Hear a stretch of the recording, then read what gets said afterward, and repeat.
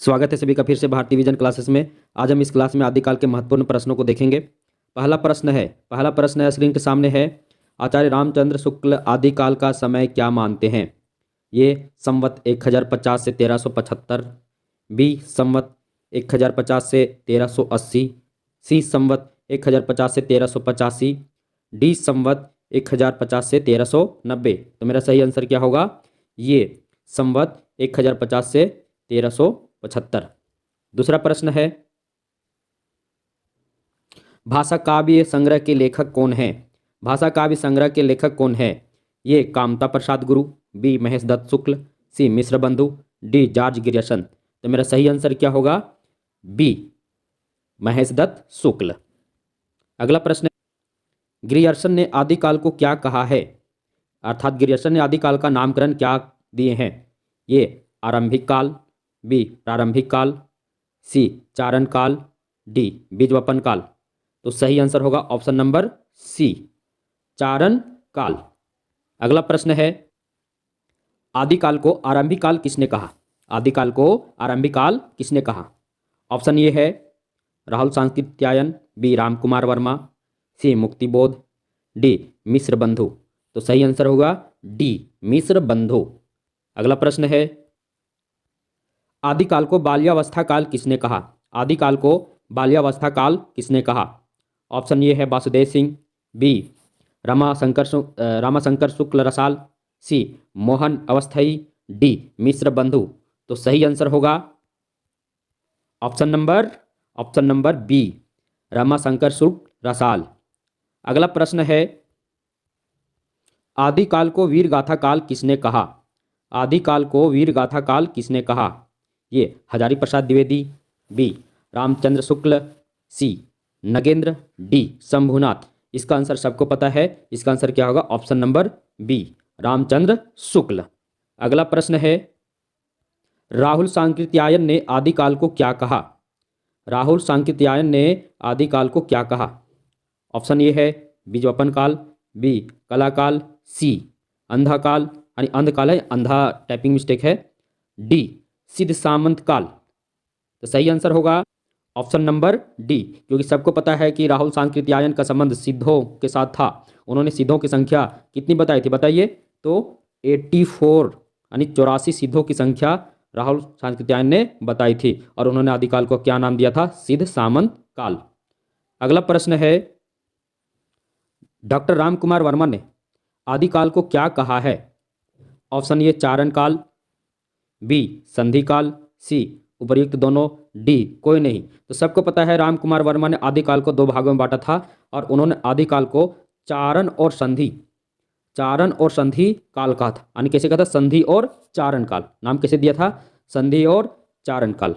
अगला प्रश्न है, तो इसका आंसर क्या हो जाएगा? तो इसका आंसर हो जाएगा उपर्युक्त दोनों। क्या आंसर हो जाएगा? उपर्युक्त दोनों।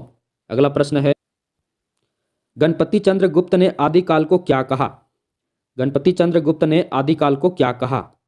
ऑप्शन ये है शून्यकाल, बी प्रारंभिक काल, सी उपर्युक्त दोनों, डी इनमें से कोई नहीं। तो सही आंसर क्या होगा? तो सही आंसर होगा ऑप्शन नंबर सी।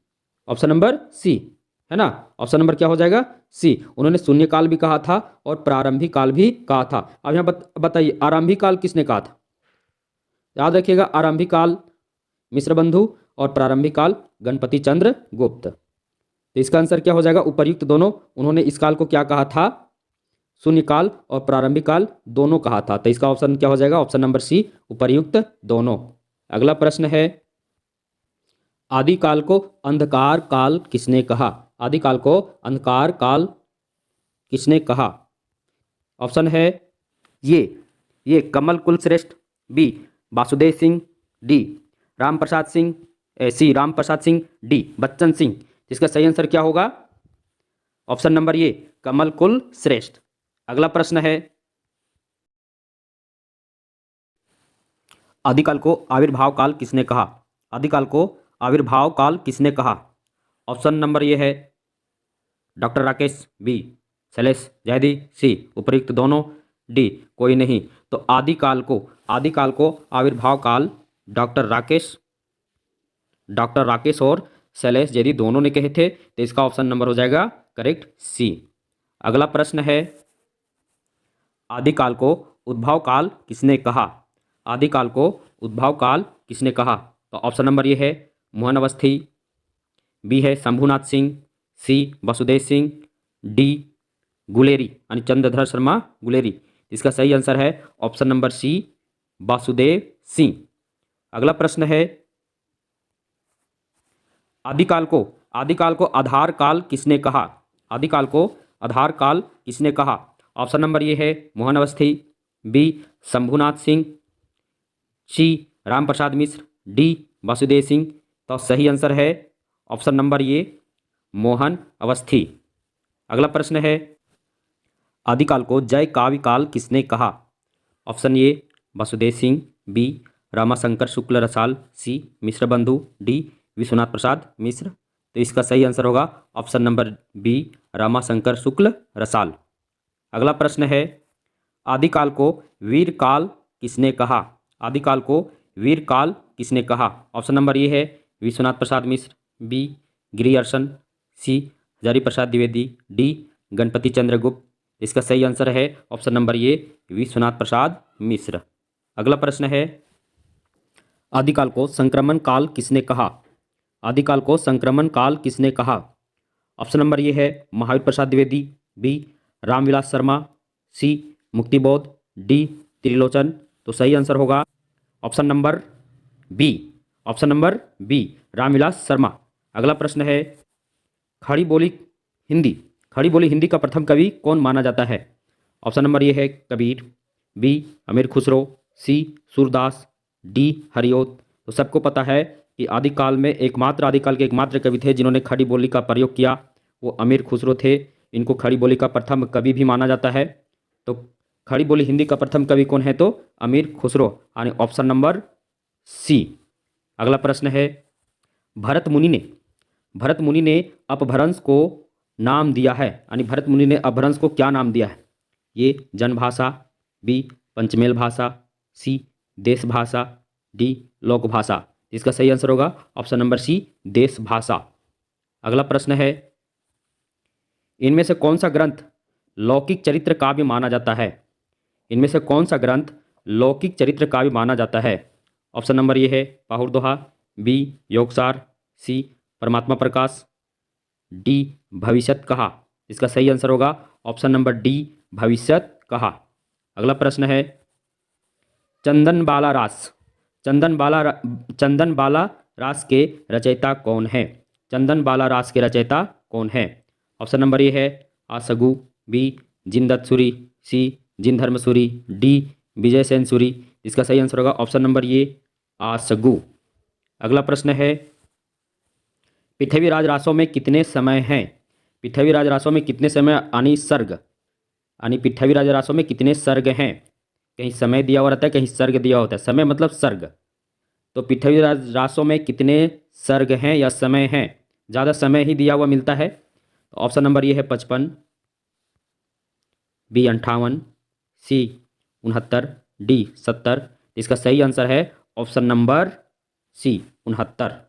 अगला प्रश्न है, राहुल सांकृत्यायन ने हिंदी का प्रथम कवि किसे माना है?